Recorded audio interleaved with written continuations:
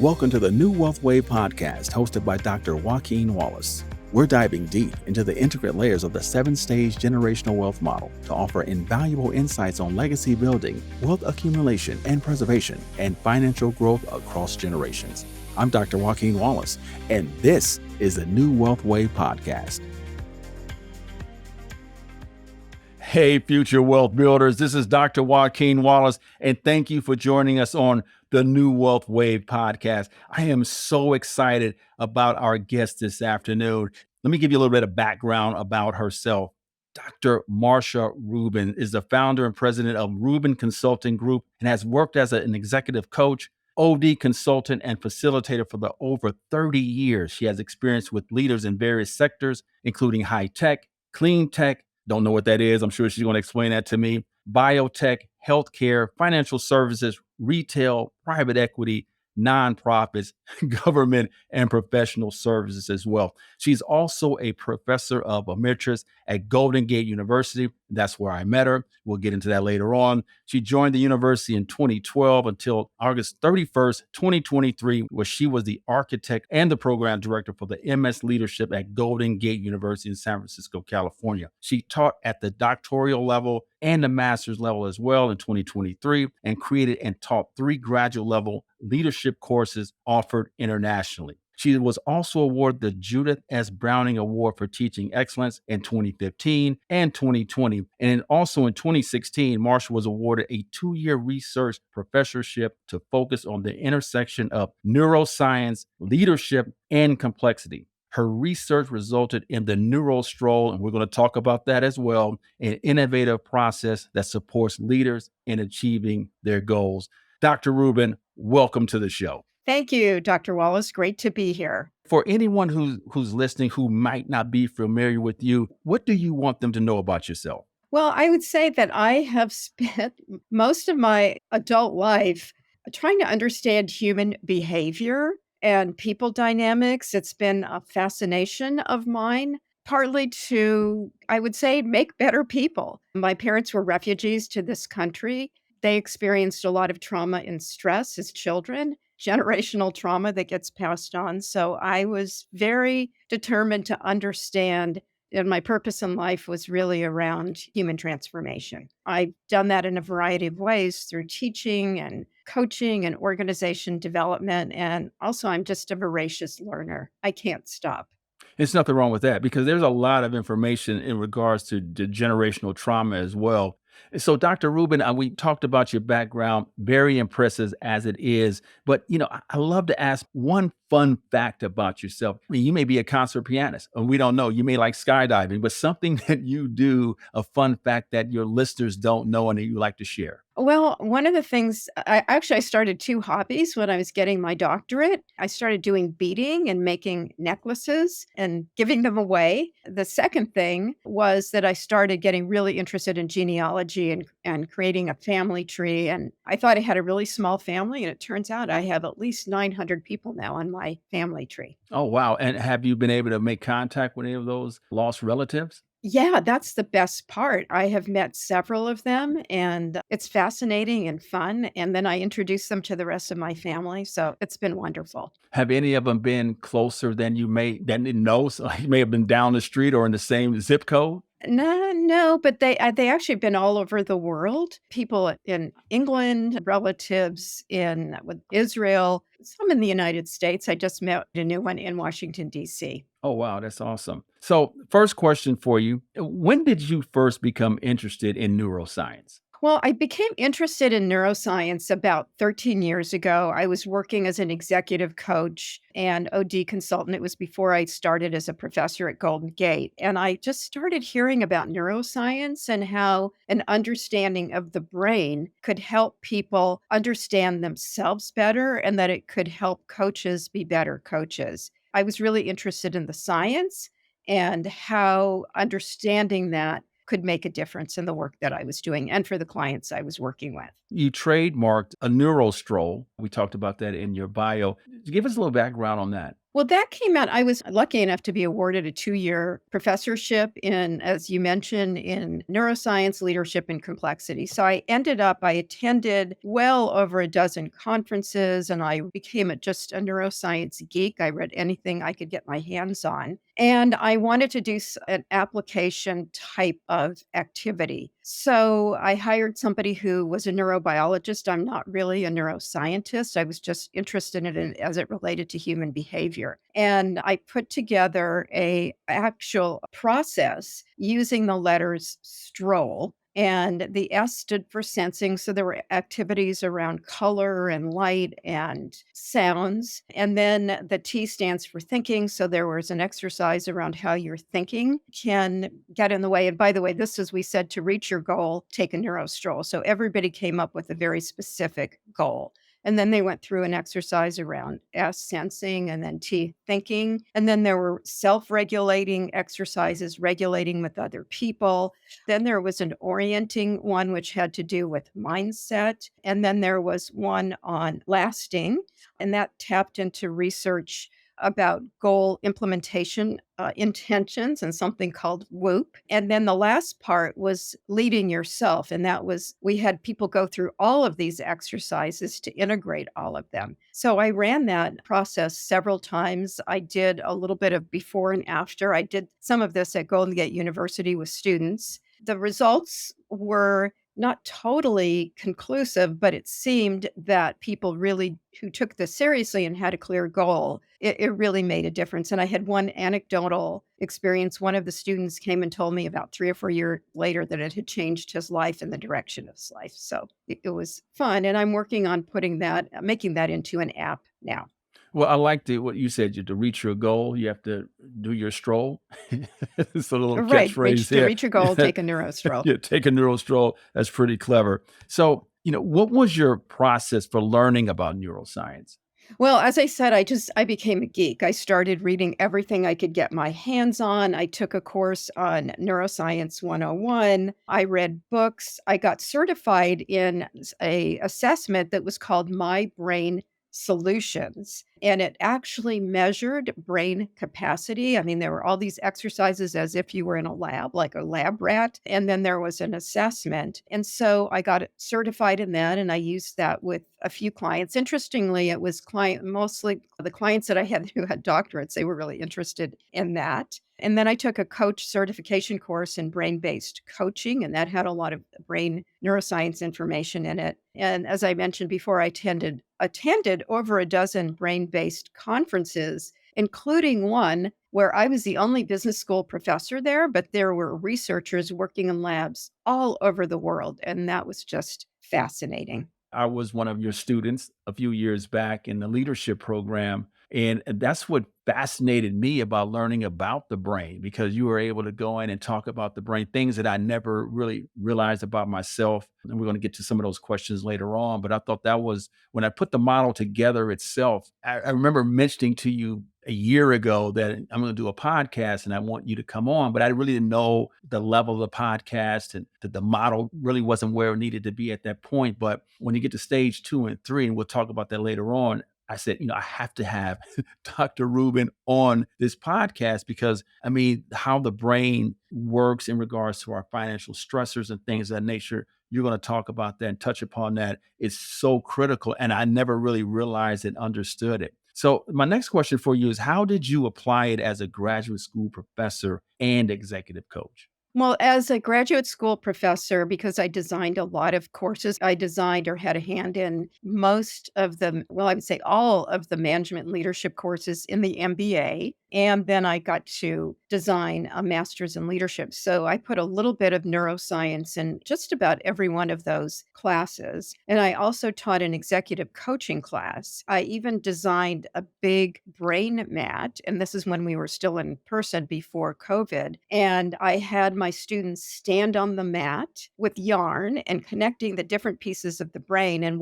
simulating what a conversation in the brain would be. And then how, as a coach, what questions could they ask to make changes changes in the brain that would then result in changes in behavior. So I did a lot of experimenting. I like to experiment. And we were sort of able to do it on Zoom, but not, it was during COVID when you were in my class. So we weren't able to do that hands-on exercise. So that's how I incorporated it into the graduate school coaching. And then I applied a lot of it in my coaching, especially what I learned in the brain-based coaching certification. And that was focused on how people were thinking. And the idea, and this was by David Rock, who's the founder of the Neuroleadership Institute. His idea was that you want to calm the brain down and ask people about how people are thinking, and that would make a difference if they could really discover for themselves how clear their thinking was, where it was unclear, and how they could get unstuck. And usually they just came up with their own solutions. That's the idea in executive coaching.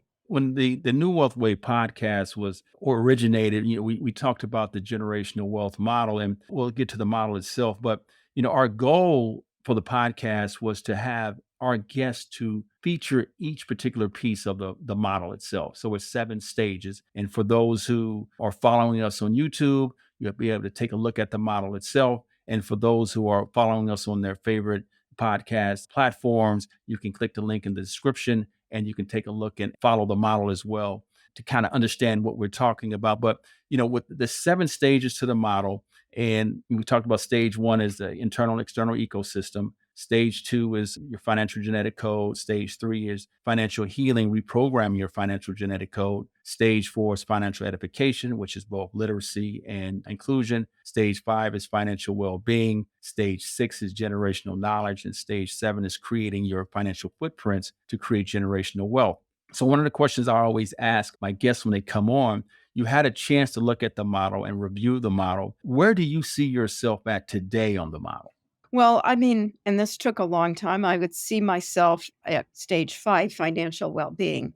As I mentioned, my parents were refugees. So growing up, we didn't have a lot of money. And I remember one time when I was, I don't know, maybe it was 6 or 7. And I think my father was really struggling just to pay to keep our house and to keep food on the table. And they put up a budget on the closet door in the kitchen, on the pantry door. And I remember seeing the budget, and I didn't see a line item for my allowance, which wasn't very much. It was a very small part, but I still remember that was encoded in my hippocampus, is where memories are embedded, especially ones with a negative emotion. And I remember just feeling a sense of fear, and that really stayed with me. There was a fear about finances. So as I started my career, and I was very idealistic, so I started off in teaching, and then I realized when I was in my late 20s, early 30s, that I wasn't going to generate a lot of wealth that way. So I made a concerted effort to switch careers to move into the business world. And I also started an investment club with some women so that I could learn about the stock market. So I really put a lot of effort into learning about investing and saving money. That became very important to me. You mentioned the fact that your internal and external ecosystem, it was pivotal because we talk about that in most homes, money is not talked about. It's taboo. But you take one instance that you remember and recall from your childhood, that instance pretty much shaped who you are in regards to the generational wealth model we talked about. The financial genetic code itself is a byproduct of your internal and external ecosystem. And you mentioned that you were on stage 5, which is financial well-being, but you had to pretty much navigate, right, from stage 1, 2, 3. So what you did actually, you went through your own reprogramming your financial genetic code through financial healing because what you've learned earlier in your internal and external ecosystem. So talk about how the hippocampus and the amygdala come into play. Well, first, let me talk a little bit about, the brain. We all have a brain, and I think it's useful to know. So first of all, the core organizing principle of our brain and our main job is to minimize danger and maximize rewards. In other words, it's to keep us safe. So we're wired for safety. We have 5 times as many circuits that monitor threats than monitor rewards. And we pick up threats in 1/5 of 1 second. I mean, that's literally a nanosecond. And we have 2 modes of operating, both non-conscious and then conscious, and most of the time we're on autopilot. So I like to say, think about driving a car. I remember when I first started learning, and early on, I had a car with a stick shift, and I had to pay total close attention to how to shift the car in order to get it work. And pretty soon, and I was living in the East Bay here in California, and I would drive over to San Francisco, and I would be terrified if I stopped on a hill and I had to start again. And then pretty soon I was doing it without thinking. And I think all of you listeners can probably think about a time that you got in your car and you drove somewhere and got there and you didn't remember the route you took or how you got there or anything about it. So that's kind of where our brain is designed to quickly develop habits so that we can function. So our amygdala, well, first of all, our prefrontal cortex, this is the area that's where we make decisions, logic and analysis, and that part of our brain takes a lot of energy. We have what's called a threat center that's kind of behind our ears here, and that's the amygdala. That is, I call it our threat center. That's what picks up threats in 1/5 of a second. And when we pick up a threat, our thinking slows down so we can assess, am I safe or not? And the hippocampus is where memories are embedded, and mostly negative memories more than positive, because we're really wired more to pick up threats than we are rewards. And then the other piece of this, and I know you were going to ask me this, is when we pick up a threat, we have a juice of neurochemicals circulating in our brain, and one of them is cortisol. And so if we pick up a threat, that floods our system. And that's great because it primes us if we need to run, because it really initiates the fight, flight, or flee response. So if we're in a bad situation and we need to run, we have the energy to do it because of the cortisol. The problem is that we can get triggered by all sorts of things. We can get triggered by not having enough money in our bank account. That can be a threat to us. It's our safety. We can be threatened if somebody looks at us sideways. Even our own self-talk can initiate a threat. So if we say to ourselves, oh my gosh, I don't have enough money, I'm really worried about money. I mean, a lot of women will say, I'm afraid I'm going to be a bag lady, that I'm not going to have enough money. That's negative self-talk. All of those threats initiate cortisol. And if we have too much cortisol in our system, it can cause a lot of health problems. And we also have positive neurochemicals like dopamine, or GABA is a neurochemical that calms us down. But if we have too much cortisol, we're in danger. And that's when we're just in constant stress. And it really, again, can impact our sleep, our stress, our decision making. So we want to be really mindful of the state of our body and our mind. Is our self-talk contributing and reinforcing negative stories and thoughts that keep us, I would say, stuck in stage 2 or stage 3? You can be stuck there and can't get out of it. You just have a constant loop. And that's interesting because, the model itself was me being transparent with myself and a lot of the clients that I met over the years. And even to this day, I find myself, stage 2, because you have that trauma, you have that anxiety. And so, one of the things that I talk to my clients about is that in my eye, we hear a lot about you need to have at least 6 months of expenses. And for the most part, that's unrealistic because people are not making that type of income. But what I do say is if you can have, I would say the magic number is around $5,000 to $10,000, and that's liquid. At that point, the stress level is lowered because if something does happen, that you have the ability to handle it because you have the liquidity. But for most people, when they don't have that, you quickly go back to your stage 1, your internal and external ecosystem. You talked about in terms of safety, and we look at Maslow's 5 hierarchy of needs. That's number 2, safety. Your first needs is your physiological needs, food, water, shelter. All of those things come into play. And so when you mentioned that when you were younger, right, your parents was working hard, you didn't have the money that you at that time, but you're young, you really don't know, but you have these memories kind of embedded and go back to your hippocampus, basically, right? You have these memories. And what you said was, I'm going to make sure that I don't relive those moments in my life, which is the goal, but it's one of the most difficult things because within the model itself, we're constantly navigating it. At one point, you may be at stage 4. At one point, you're at stage 5. We had an estate planner on as well. And he mentioned as an estate planner, he's at stage 6, right? But it took him time to get to stage 6 because he's creating those financial footprints to get to stage 7, which is generational wealth. So when you look at it from that perspective, I love the fact about cortisol because that's something that you introduced to me during our leadership classes. And I wasn't aware of that in terms of how that stress that you have does impact your sleep, does impact your eating habits and things of that nature. You're not as happy because you're worried about what's going on.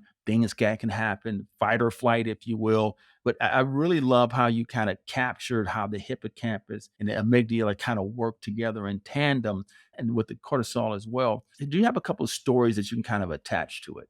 If I have a client who is anxious, I might say something like the stress that you're experiencing is releasing cortisol and it's not healthy. It's not healthy for you. And I might say something like you have a threat center in your brain that's picking up threats. The question I would ask is, what are your practices for managing yourself and calming yourself down? And then I let them talk. And then if they don't have any ideas, I might say, may I have a suggestion? And I usually will suggest a number of things. And one thing, as you were talking, that I remembered that was useful to me, so I'm going to take a little bit of a tangent here, is very early on when I was really financially insecure, I took a class from a woman and she introduced the idea of gratitude. And this was before Oprah Winfrey introduced it, but she said, one of the things that to do is when you're feeling like you're financially insecure, to really stop and look at what you're grateful for. So, for instance, I'm grateful that I have money to put in the parking meter. I'm grateful that I have a bed that I can sleep on. Now that I understand the neuroscience, that's a way of self talk that calms you down. It raises the GABA, which is a positive neurochemical. Whenever I do, and I still will do that sometimes, going to sleep, I'll say, here are the things that I'm grateful for. I may not be triggered by having money for a parking meter. I will even go there because it just grounds me to say, okay, I am safe. I have a bed to sleep in. And I sometimes, every once in a while, I will get instances of financial insecurity. So I take a look at, what do I have? What am I grateful for? And I found that to be just a really good practice. So that is something that I'll share with clients. And the other thing is just basically breathing. So our nervous system has two parts to it. There's the sympathetic nervous system, and I like to think of that as when our brain is sympathizing with a stress response. So that's when cortisol is released, our amygdala has fired. And then there's the parasympathetic nervous system, which restores us and calms us down. And even if the threat is not physical, we can have a physical reaction. As I said, our heart pumps faster, our stomach churns, our palms sweat, and our muscles tighten. And cortisol is released, as I said, to prepare for danger and keep us alive. So, what are the things that help? Well, one of the things when you're really stressed is connection, is connecting to other people because we are social beings. So, with regard to financial security, connect with people who are grounded around finances. If you connect with other people that are equally as scared as you are, that stress, it's contagious. There's something called emotional contagion. So if I'm scared and worried and I'm with someone else, you're going to pick it up. So I would recommend connecting with people that can calm you down. And here's an example I have just of connecting, and there's some really interesting research on this. It's called social baseline theory. There was a researcher who put people in the lab and gave them electric shocks. Okay, and that was very controversial. Then what he did is he had 16 women and he had them bring in their husbands. And when they were administered the shock, they were holding their husband's hand and there was an actual diminishment in what they could see on the brain scans. So connecting with people we trust really, really helps. So find people who are calmer than we are about money. And then the second thing is making sure that we get enough sleep. If you're sleep deprived, can't think, can't make decisions. And then the last thing is our breath. We have our breath with us all the time. So just stopping and pausing and taking a deep breath. And here's where I would do the gratitude. Okay. All right. I have enough money to buy X for dinner tonight. Okay. And then just breathe, do deep breathing. Because when you can calm yourself down, you're activating your parasympathetic nervous system, then you can activate the logical prefrontal cortex. And that's where you can be more creative, you can be more optimistic. But when you're stressed out, you're not optimistic. You tend to be more depressed. So it's really all about self-care. Also, it's really important to manage your self-talk and to be very aware of it. And one of the things that I do teach my clients and I taught in some of my classes is if your self-talk is really negative and you have talked yourself into being destitute and poor, then just stop. I see a big stop sign and just say, stop. Okay, what's really real here? Then you can think logically and then you can move on into your financial cycle here. You can move on to the next stage. You can start the healing process. You can start taking classes or listening to Dr. Joaquin Wallace talking about wealth generating ideas. And you'll be able to take it in. You'll be positively predisposed to what he has to say rather than a negative critical, oh, no, this isn't going to work for me. So it's really about being calm. That's a great point because oftentimes when I created the model or when I would meet with clients, we'll go through the model itself and they really didn't realize that they had a lot of financial trauma anxiety and they couldn't move to the financial healing because they were so stuck on the trauma and anxiety. Well, I don't have it. Yes, you do, because of decision making, that, analysis by paralysis, they're not able to move forward because they're going back to constantly when they were younger. And I like how you went back to that when you were younger as well, because those are memories that kind of burned like a picture, a snapshot inside of your brain that you cannot kind of move forward. It's like you're taking on that baggage. And, I also say as well, with stage two, the financial trauma, financial genetic code, in particular, when you have two people coming together in a union, whether a partnership, it could be a business partnership, it could be a marriage, you're coming into a relationship and that person has a different stage one and stage two, different from yours. And so you're coming into a union together and then that causes stress as well too, because I didn't know my baggage, you didn't know your baggage, but we're coming into a relationship and we haven't had that financial healing because money is something that we're just not comfortable with talking about. It's kind of one of those taboo things that we have. We talk about everything else, but we don't talk about money. So we're not able to get that healing. But when we hear about trauma therapy, it's really not in regards to finance. It's about other things that may have encountered later on, PTSD, things of that nature. But we now know that financial trauma or healing, they have courses now. This is becoming a very forward moving process and people starting to understand that this is an issue and you have to have this healing to move through the cycle itself. Absolutely. Yeah. You mentioned when a couple gets together. So when I met my husband, before we got married, we did discuss our views of marriage. And he was he grew up with more financial stability than I did. And so he was much more positive. And he also absolutely agreed that we wanted to put money away, that we made that a priority, and we never spent more than we had. So we would pay off our credit cards. If we couldn't afford to pay something off that month, we didn't buy it. We were compatible in terms of our financial habits, which was a really good thing. And so I learned from him. I think he learned from me. And so I agree with you. I think it's critical.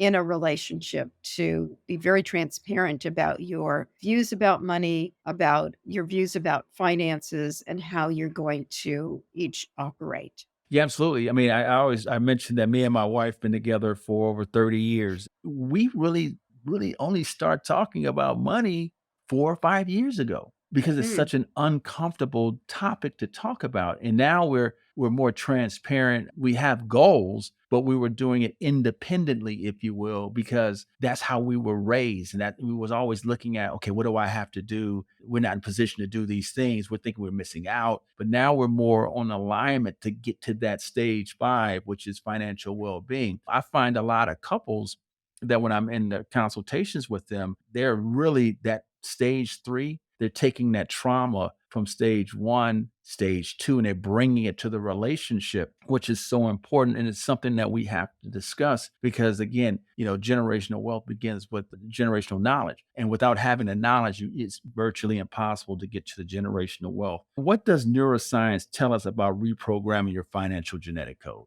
I think it's really important, the idea of neuroplasticity. And that was discovered in the 1940s, which actually is almost 80 years ago. Donald Hebb discovered that our brains are plastic, that our brains can change. That's really critical. So, for all of your listeners, if you think that you're not going to be able to do this, that's not true. Now, it takes focus and attention to change your brain. So if you think, and I heard this, somebody explained it this way. So imagine that you usually take a freeway to get somewhere, and that just you do that on automatic pilot. And then if you start driving on a different road, a different route, you're going to have to think about every turn, and you're going to have to keep doing that and doing it the first few times. And after a while, it's going to be like driving on the highway. It'll just be automatic. So the idea is you start developing new habits. And there's a saying that neurons that wire together fire together. And so that's quite important. So, bottom line here is neuroscience teaches us that we can create new habits. First of all, it takes focus, and that goes back to the neurostroll, is, create a very clear goal that you are sincerely 100% committed to. And then you start taking steps, and we all fall back. If any of you have gone on a diet, and I can ask you to raise your hand if you've gone on a diet. I know I've certainly gone on several over my life. Okay, so when you first start, you have to really think about every moment what you're going to eat. And I remember there was a period in my life that I had gained weight and I just couldn't lose it. And I finally had this epiphany that I wanted to be slender more than I wanted to be overweight. And that influenced every choice I made in what I ate. And that's the same thing with changing your financial habits is, do you want to generate wealth more than you want to not have wealth? And so if that's true, then what are the steps you need to take? And then it's every moment there's a decision. How are you spending your money? How are you saving it? How much money are you saving? It's making those day-to-day decisions, and pretty soon it becomes a habit and you won't have to think about it. But it's uncomfortable at first. Changing any habit is uncomfortable. That's an interesting point in the diet. I love that you mentioned the diet. So I have my theory on diet, right? And you can help me Okay. because we're talking about the brain. When I meet with my clients, one of the things I say to them is I use the diet as an example. I say, when you tell yourself that you want to go on a diet, your brain immediately says, these are the things that I can't do. I can't eat this. I Right. can't do this. I can't do this. I can't do this. So the chances of you completing the diet is not as pronounced for you because you're basically saying what you can't do. Now, hypothetically, if you said to yourself, I'm going to change my lifestyle, well, that's a whole different thing in regards what the brain is hearing in my theory. And you can help me with this as well, because I'm not saying what I can't have. What I'm Mhm. saying is I'm changing my lifestyle. So the things that I might have done earlier, I'm not doing no more. Right. If I'm eating fast food, I mean, obviously that's not good. But instead of me eating it 5 days, I'm eating it 3 days. Instead of me trying to run a mile immediately, a 7-minute mile today, no, I'll walk. And I may walk 2 or 3 times a week till I get to that point, as you said, get to a habit. And in one phrase, I say CDC, choice, decision, consequences. Once you have an understanding of the changing a lifestyle versus saying, diet, because diets are temporary. Changing your lifestyle is permanent. And that's the same thing that I mentioned when I talk about the model itself. We're taught to become rich, and rich is transactional. But those who are wealthy never use the term rich. They always use the term wealth. And once you can shift your mind that I'm not trying to become rich, right? This is all in the mind between the ears. If I'm not trying to become rich because it's transactional, I want to become wealthy. It goes back to your point. These are the things that I'm doing to become wealthy. Choice, decision, consequence. And I think what happens is that we get caught up more so in the short term. This is what I need to have today. Understanding, like you said, you have to get comfortable with being uncomfortable, right? Because it's going to be an uncomfortable behavior that you're changing because you're actually changing your lifestyle. And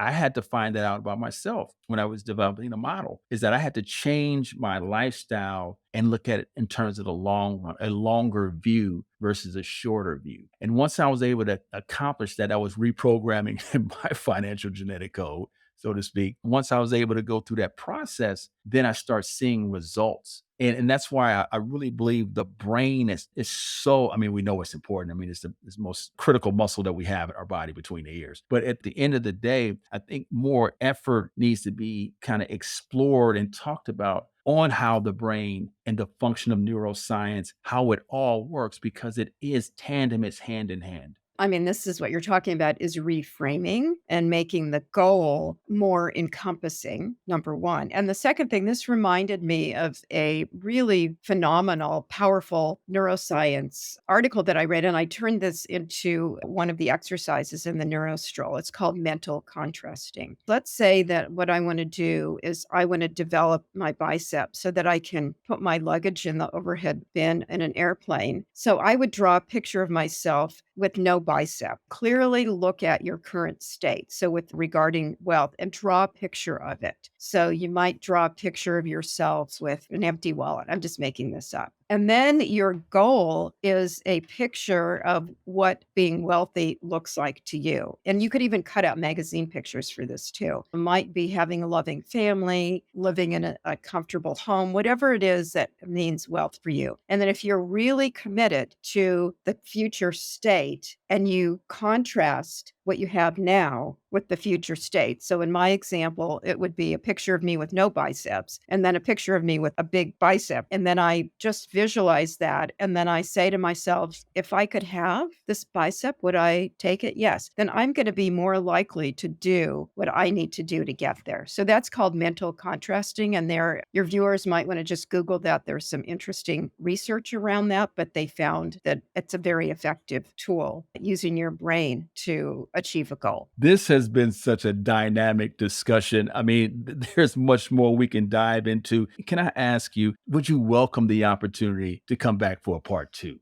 Oh, of course. Anything for you, Dr. Wallace. I appreciate it because there's so much more we can dive into. We're just kind of scratching the surface here because I want to get more deep, get more information for our viewers out there because we know that how important neuroscience is. And I think with the model itself and the neuroscience, how it all works out, it only can help those that are listening. And I appreciate it, Dr. Ruben, because this has been outstanding. I mean, I'm taking notes as I'm writing as well, and it gives us more time to even come in with more questions and dive a little bit deeper into the content that we kind of discovered today. So with that being said, first, we'd like to thank you, Dr. Ruben, coming on to the New Wealth Wave podcast. I mean, this has been an outstanding episode. I mean, is there any couple of things that you want to leave the listeners with as we tease them to the next episode? I think the first one is to understand, that we are biological beings. We're mostly run by emotions, not logic. That most people think it's logic and it's not. And our school systems teach more logical, analytical thinking, but really we're emotional beings. So understanding that is really important. And it's all about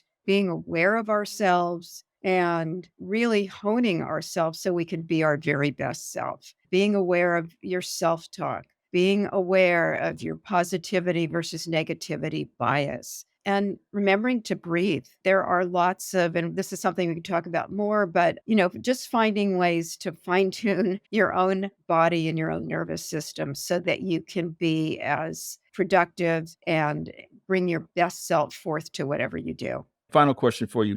If someone wanted to reach out to your service, how do they contact you? I can direct you to my website. I have two actually, www.leadershiptangles.com, although I have now rebranded myself as the Untangled Doctor. And the second is I have a Neurostroll website, which is www.neurostroll.com. And there's a way to contact me through there. And if you can share my email address on the podcast. Yeah, we'll make sure we have all your contact. So, future wealth builders. I mean, you heard it today, Dr. Marcia Ruben. We talked about stage 2 and 3. We'd like to thank you for joining us this afternoon. And remember, future wealth builders, generational wealth begins with generational knowledge. Until next time, we'll see you on the New Wealth Wave podcast. Thank you for joining us on the New Wealth Wave podcast, hosted by Dr. Joaquin Wallace. Our show is edited and produced by Ray Haycraft. To dive deeper into the world of financial wisdom and learn how to create your financial footprints, head to our website at www.drjwallace.com. For more updates and exclusive content, connect with us on social media by searching Dr. Joaquin Wallace. And if you have questions and comments, feel free to email us at thenewwealthwavepodcast@gmail.com. Remember, generational wealth begins with generational knowledge. And as always, thanks for listening. The content presented in this podcast is strictly for educational purposes and should not be taken as investment advice. The views and opinions expressed by our guests may not necessarily reflect those of the New Wealth Wave podcast and its host or producers. Listeners are urged to exercise discretion and judgment before making any financial or investment decisions. Always consult with a financial professional or advisor before taking any action based on the content of this podcast. If you're enjoying the New Wealth Wave podcast, we appreciate if you leave us a review. We're always open to topic suggestions and guest recommendations. Feel free to reach out to us directly with your thoughts and feedback. Thank you for tuning in, and we'll see you next time on the New Wealth Wave podcast.